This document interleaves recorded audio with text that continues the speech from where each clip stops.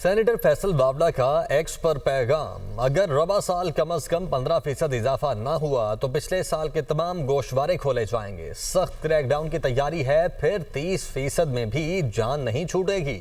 Social media पर luxury lifestyle गोशवारों के फर्क की फहरिस्तें तैयार कर दी गई हैं। टैक्स चोरी करने वालों की निशानदही करने वालों को बड़ा इनाम दिया जाएगा। FBR कवानीन के तहत टैक्स चोरी पर सख्त कार्रवाई करेगा। टैक्स देने की तैयारी करें, फिर न कहना इत्तला नहीं दी थी। सेनेटर फैसल बावला का एक्स पर पैगाम, अगर रबा साल कम अज कम 15% इजाफा ना हुआ तो पिछले साल के तमाम गोशवारे खोले जाएंगे। सख्त क्रैकडाउन की तैयारी है, फिर 30% में भी जान नहीं छूटेगी।